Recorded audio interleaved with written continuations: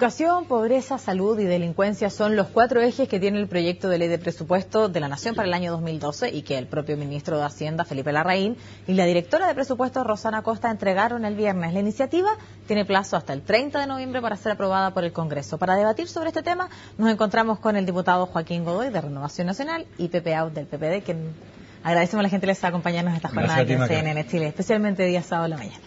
En primer lugar, parto con usted. ¿Qué le pareció el presupuesto? ¿Le parece coherente, austero? ¿Y dónde van a poner el énfasis, en este caso, ustedes como oposición? Bueno, son varias preguntas en una.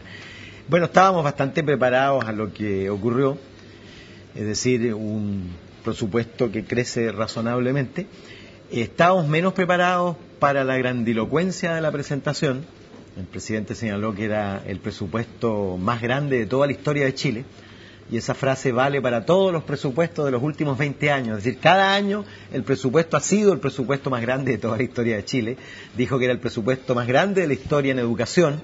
En verdad, eso es cierto, pero todos los años anteriores también han sido ciertos. Y lo que no dijo es que el presupuesto en educación, a pesar de lo que está ocurriendo en la calle, a pesar de las discusiones que estamos generando que van a obligar a invertir grandes recursos, el presupuesto en educación crece solo 7,2%, en circunstancia que en los años 2010, 2009, 2008, 2007 creció al 11% cada año en promedio.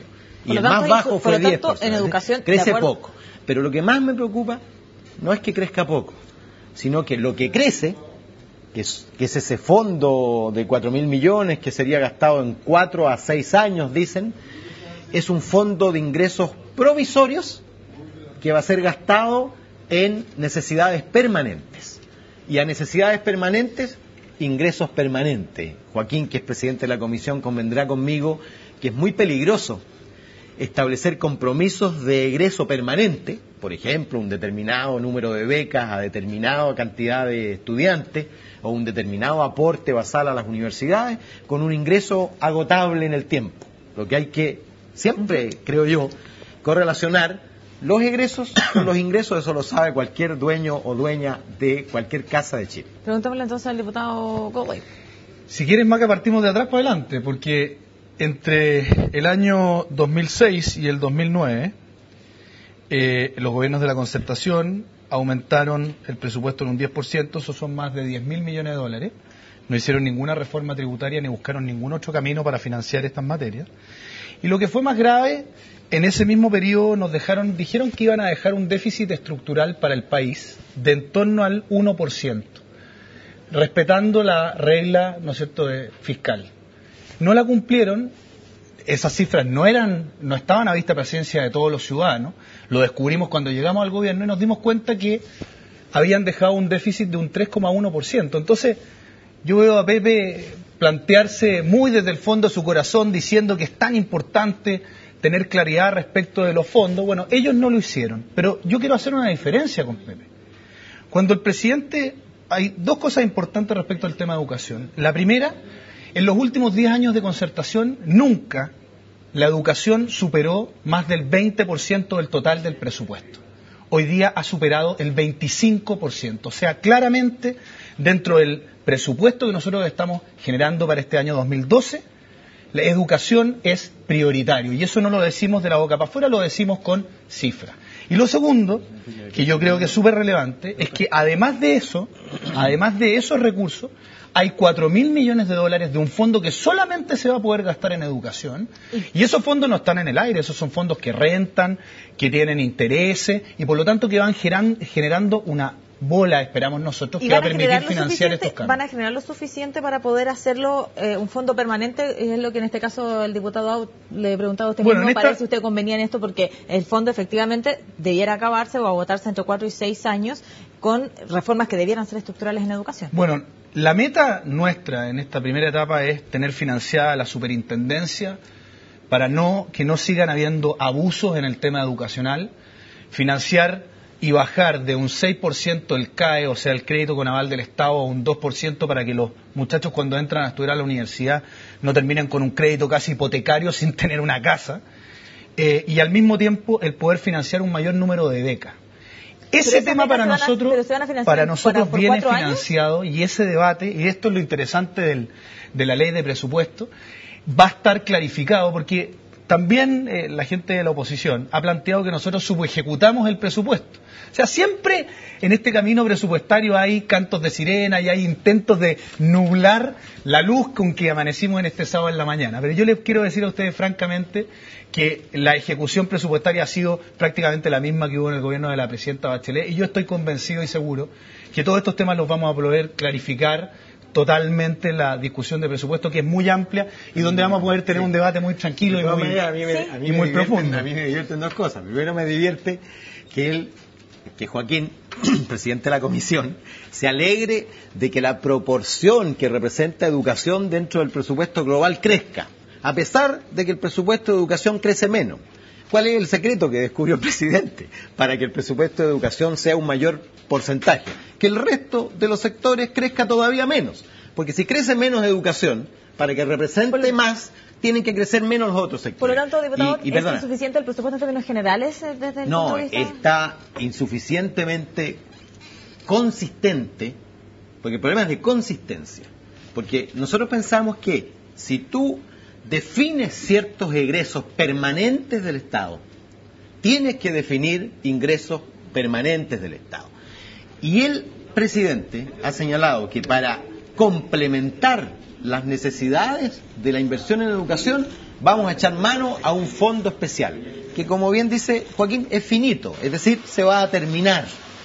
Y cuando se termine, las necesidades que está satisfaciendo ese fondo van a persistir. Y en consecuencia, uno cuando genera nuevos gastos, tiene que generar nuevos ingresos. Yo diría, de inmediato.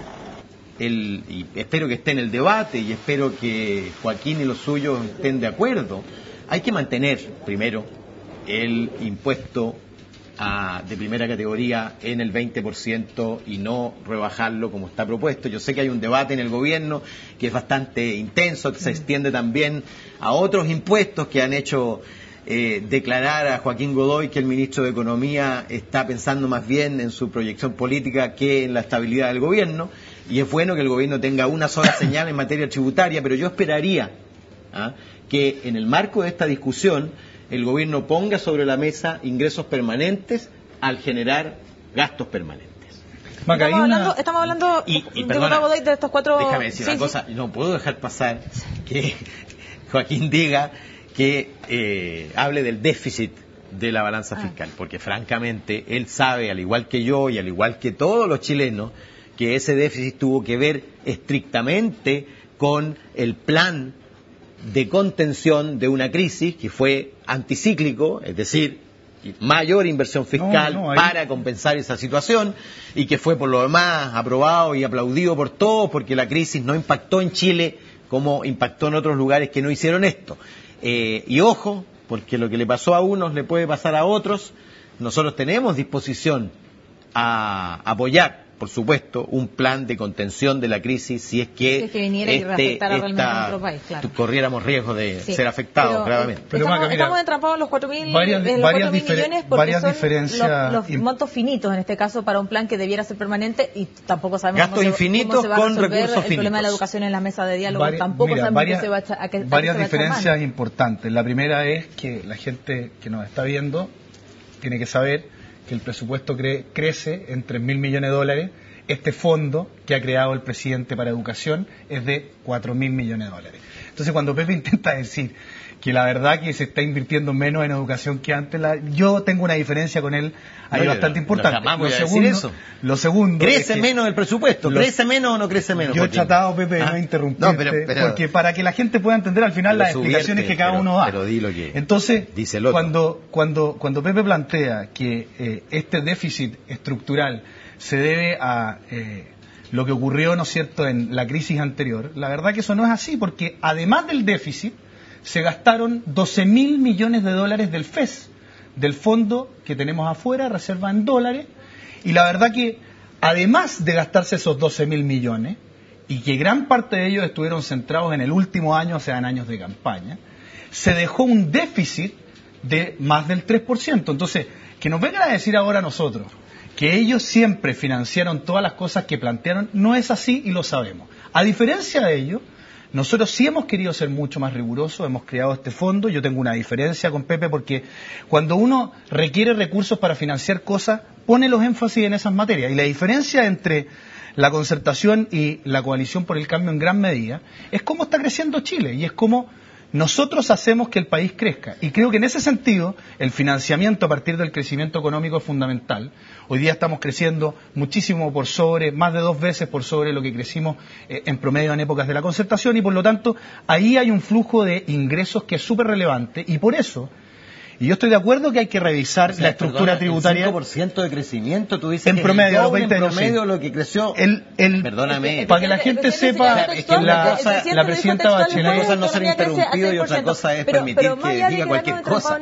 No nos queda mucho tiempo, quisiera avanzar, no solo detenernos en el tema de educación, porque yo sé que en el Congreso hay una discusión de largo aliento que no solo va a pasar por el tema del presupuesto, sino también en vías paralelas con los proyectos que hay y que ha enviado el Ejecutivo contra la voluntad o no la voluntad, en este caso, cierto, de los involucrados en el conflicto estudiantil. Entonces, tiempo para el debate ahí. Quisiera preguntarles muy brevemente, y parto con usted, por el énfasis que trae este presupuesto para el año 2012, centrado, sabemos, en educación, salud, pobreza, delincuencia. También se hicieron anuncios importantes en ese sentido. ¿Con qué ojos lo ve usted? Y entiendo también, hablando muchas veces también por sus pares de la concertación. Bueno, vamos a analizar cada cosa en su mérito. Tú sabes, recién se conoció, se subió a la web de la Dirección de Presupuesto a las 12 de la noche de ayer. Sí.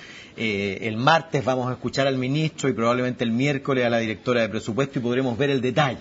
¿El énfasis le parece apropiado? A nosotros sí, son énfasis posibles y a mí me parece bastante razonable. Ahora, lo que nos importa a nosotros es la consecuencia entre los énfasis verbales y los énfasis reales. Segundo, nos interesa velar por la discrecionalidad de los recursos, es decir, que haya el mínimo de recursos discrecionales y el máximo de recursos asignados a concursabilidad, definiciones previas, etcétera. Nos interesa la coherencia, como digo, entre ingresos y egresos. Nos interesa la transparencia. Nos interesa también velar porque no se detenga, o más bien se acentúe el proceso de descentralización, es decir, el traslado de decisiones a las regiones respecto de los recursos, fenómeno que se vio un poco revertido en los últimos años, incluyendo el último, desde el punto de vista de los consejeros regionales. Conversaba ayer con la bancada de consejeros regionales de todos los partidos, y ellos están preocupados porque ven que hay menos disposición a trasladar a las regiones decisiones sobre los recursos. Yo me imagino que en eso convendrá conmigo un diputado de región.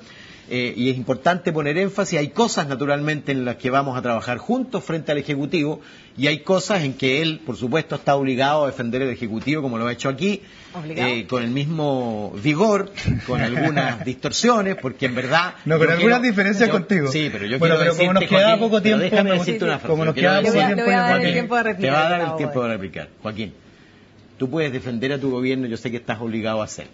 Pero, no, lo hago con convicción. No puedes decir, no puedes desconocer el hecho irrefutable, por lo demás lo dijo el ministro de Hacienda. Fíjate que nunca antes un gobierno le había dejado la billetera tan llena, los ahorros tan amplios, hablamos de esa famosa casa ordenada cuando otro gobierno al entregarle el presupuesto. Y por eso que hay un fondo de 4.000 millones y podría ser de muchos más al que quiere echar mano Diputado, el presidente. Ahora sí le voy a dar sus minutos de réplica antes del cierre. Habló de varios temas en particular, muy brevemente, a ver si podemos responder cada uno de ellos. Creo que es súper relevante en el presupuesto, algo que para nosotros era fundamental, el ingreso ético familiar. Creo que eso hace una diferencia con las familias más pobres de Chile, muy relevante. Yo creo que ahí hay un énfasis muy potente. Lo segundo, en el tema de salud, creo que aumentar el per cápita era algo que todos estábamos esperando, centrar los recursos además en la salud primaria. Era evidente que ahí teníamos un cuello de botella que estaba entregando un muy mal servicio a la ciudadanía y que tenía que ser solucionado. Creo que además el buscar un presupuesto que equilibrara lo que pueda pasar con la economía mundial, porque a todos nos hubiera gustado quizás que el presupuesto creciera mucho más de lo que crece hoy día, pero no crece más, producto de que estamos en una situación económica internacional que puede ser muy grave, que puede finalmente repercutir en Chile, y por lo tanto teníamos que prepararnos para eso, y es por esa razón que el presupuesto no crece más de lo que aquí se planteaba. Y finalmente yo quería aprovechar estos minutos para incorporar un nuevo tema que tiene que venir después del presupuesto y que yo voy a compartir con Pepe Out, que tiene que ver con la reforma tributaria, pero con una diferencia. Nosotros creemos que la reforma tributaria tiene que generarse no porque no vamos a tener recursos para financiar el presupuesto, no es lo que hemos planteado acá, porque esos recursos van a estar y la gente lo va a poder ver, sino que porque de alguna manera tenemos que lograr impedir que esta desigualdad que heredamos de años anteriores se siga acrecentando. Y para eso creo que en alguna medida es importante revisar la carga impositiva que tenemos.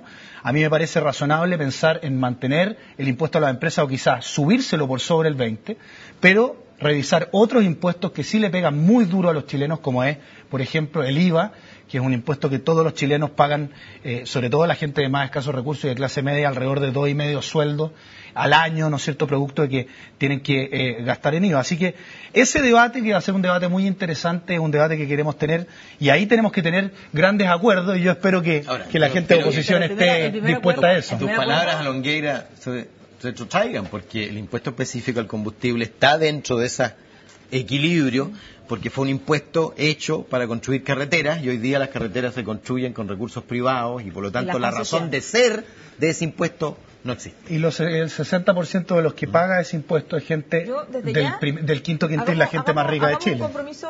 Un compromiso los tres, y los invito a un próximo debate solo para centrarnos en la reforma tributaria. ¿Les parece? Bueno, sí. Invitación extendida, lo vamos a coordinar luego también con nuestra producción, porque hoy día el debate que importa y que empieza el martes es del presupuesto, y vamos a tener tiempo también para discutir de la reforma tributaria. Okay. Gracias por su tiempo. Gracias, Maca. Y nosotros nos separamos un instante, pronto más de noticias y actualidad como es habitual, siempre aquí en las pantallas de CNN Chile. No se vaya.